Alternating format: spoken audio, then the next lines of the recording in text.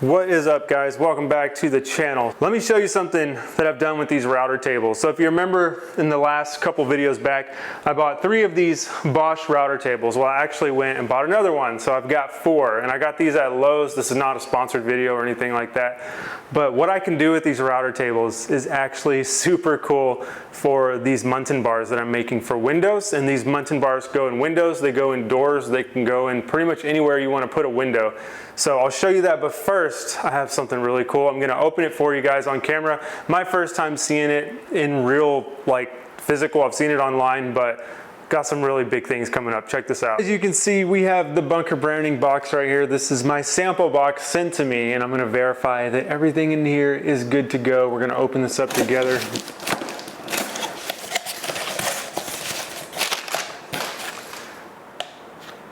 Oh man.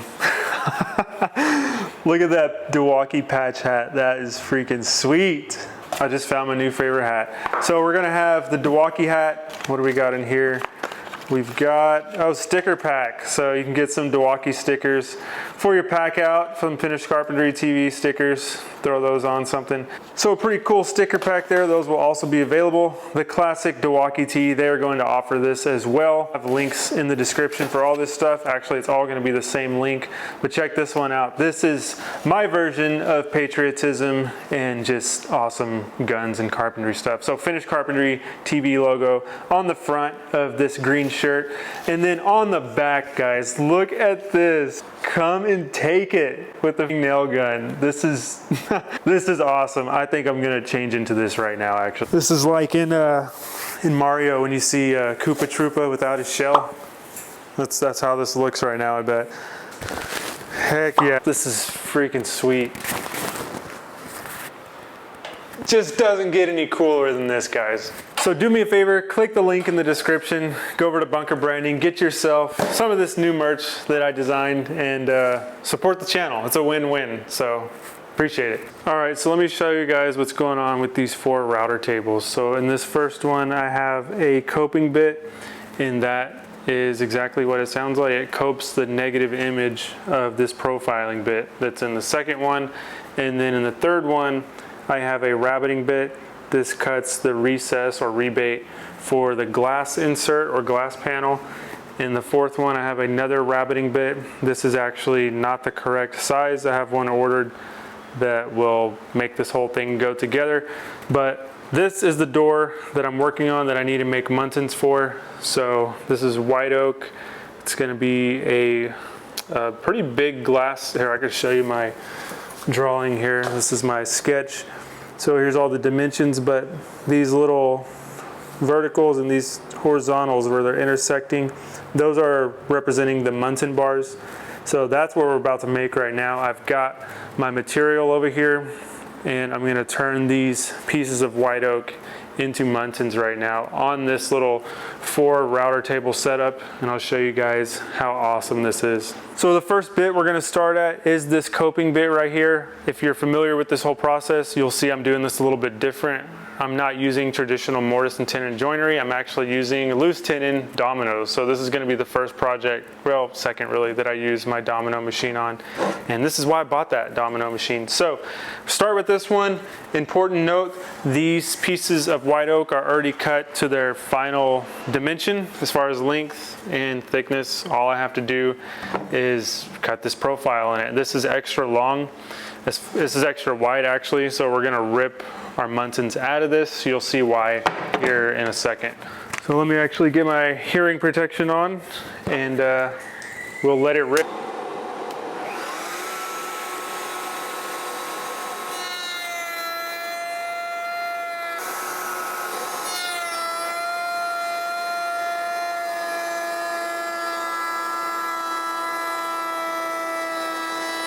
There's our cope profile right there. Now I'll take it to the router table on the other end, and I can cut out the little, I guess it's a notch essentially, for where it's gonna intersect with the stiles and rails of the door. So this is gonna be cut like this, and you can see that tear out there. That's why I'm making this extra wide, so I can rip the good sections out of it. So I don't have to worry about that.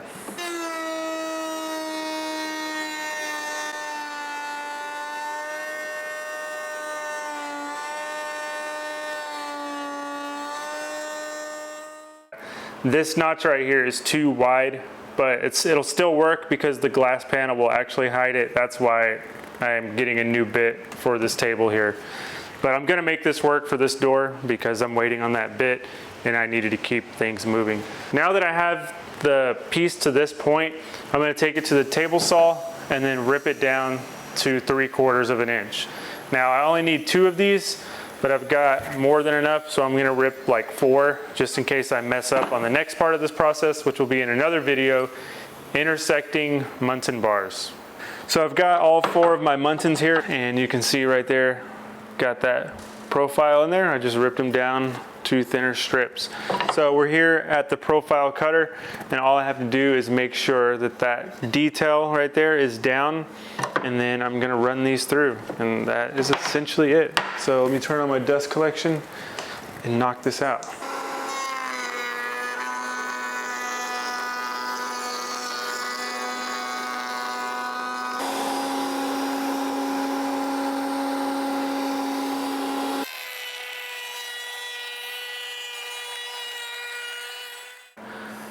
I'm not quite done yet. I've got to cut this glass rebate over here, and that is going to be just upright like this, and this is just a big rabbet bit like I mentioned earlier.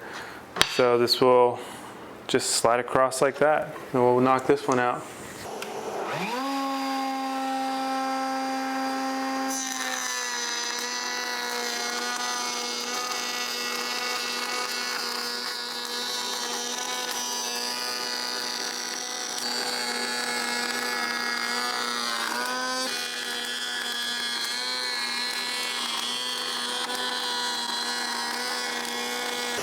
So with that last cut on that rabbet bit, and that's, you know, it's not much, but in this white oak with the real tight grain, it's asking a lot of that rabbet bit, but it definitely handles it. So here's what we end up with. We have our profile on top, traditional muntin bar profile, recess for our glass, and then coped joints on the ends.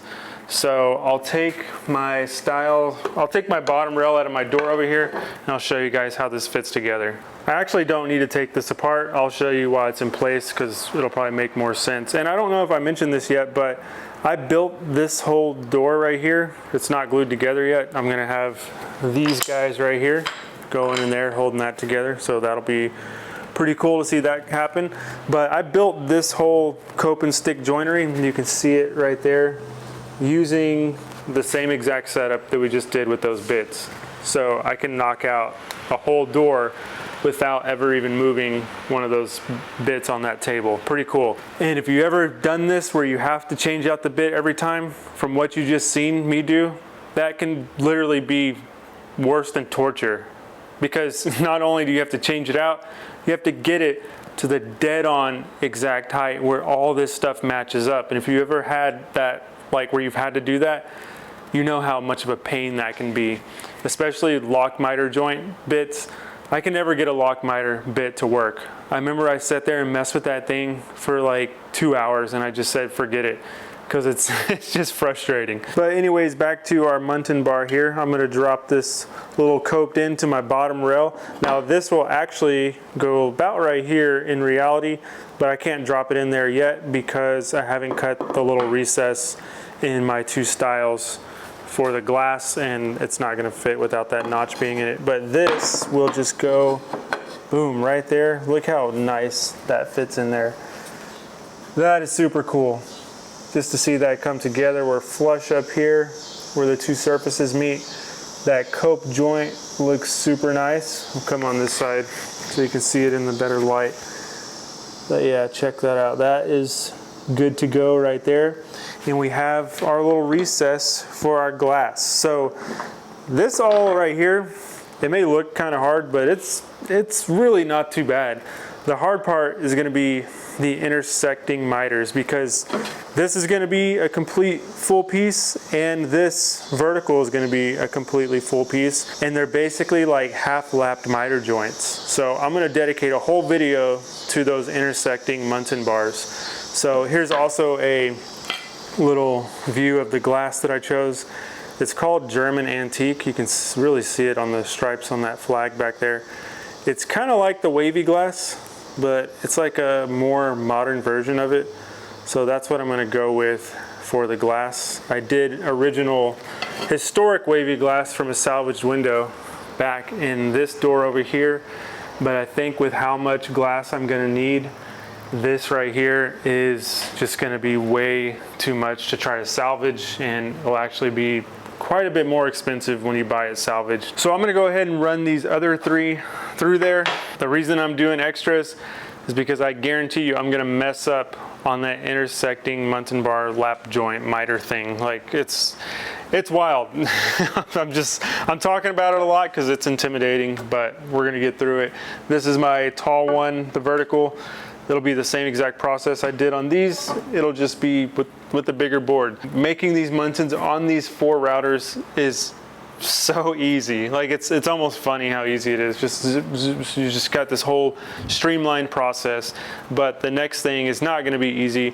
I'm gonna need some actual carpentry skills. And guess what? I finally did it. I finally got myself some actual chisels. Check this out. Check it out. These are my new chisels. I went with the Nerex. These are kind of like middle of the road as far as quality, but they're definitely a decent price. I'll put a link for them down in the description below.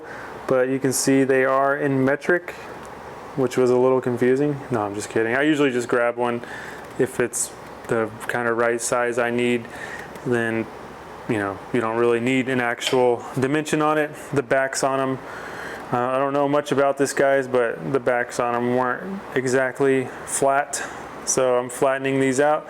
But I think it's worth the investment because I wasn't really wanting to spend like a lot of money just to, you know, shave a couple slices of wood off. I'm not getting too crazy with chisel work, but definitely needed something high quality, and I think these are gonna do it.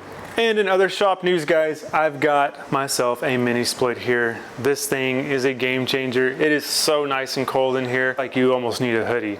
So pretty crazy. People are asking me if I'm gonna do like a video installing this, and the answer is no. It's super easy. There's literally, I think, thousands of videos on YouTube on how to install one of these.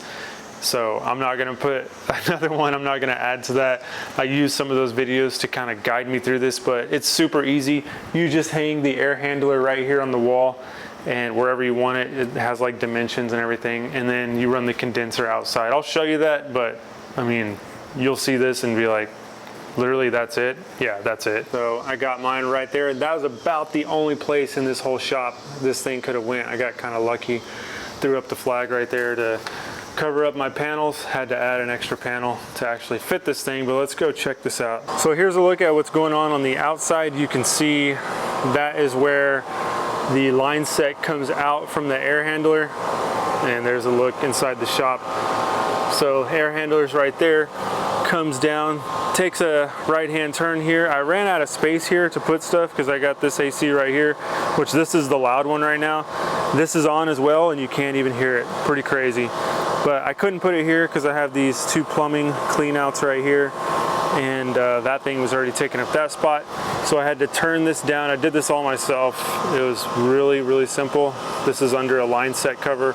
I ordered another elbow because I need to turn it down here and then just hide all of that. And I'm noticing now this drain line right here needs to be better. That's gonna drain everything out. That's not good. That should not be tied up like that. Oh wow, yeah. But when I get that elbow there, get all this tidied up, it'll look really good. And then that's the communication cable to the air handler, and then this is where it actually gets its power, and that just comes up. This is a quick disconnect, and then that goes to that other panel on the other side of the wall, which is fed from the main panel. So that's pretty much it. Had an electrician do that, and I did everything else myself. Wasn't too bad. The scariest part really was bending these refrigerant lines, because if you kink them, well, you gotta buy more.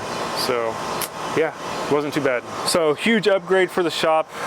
This is awesome. I highly recommend, if you're working in your garage, definitely get one of these. And I recommend, this is a 400 square foot shop, or just over, and I got the 18,000 BTU, which is like how much cold it puts out or something like that. Definitely do that They say you could do like a 12,000 for that size, but with how leaky this thing is, no insulation here in Texas in the garage, those two big doors, I mean, it wouldn't take much for, you know, that thing not to keep up. But with the 18,000, it definitely keeps up to where like my family will walk through there when they're going to the car and they'll be like, it's cold, it's so cold out here. Like the kids thought like winter time was already here. It was funny. And then I opened the door and they're like, ah, it's hot, it's still hot. So anyways, yeah, that's kind of how this whole thing went together, and it's worth it. So if you guys are going to consider one of these, I personally highly recommend it. Get yourself a little do-it-yourself mini split. It's a game changer, especially this time of year. And if you guys are wondering why I want to make so many windows and so many doors and stuff like that, look at the house behind me. Made that door. I'm gonna make those two French doors in Spanish cedar. I'm gonna replace that window. I'm gonna replace that window. I'm gonna close off this door.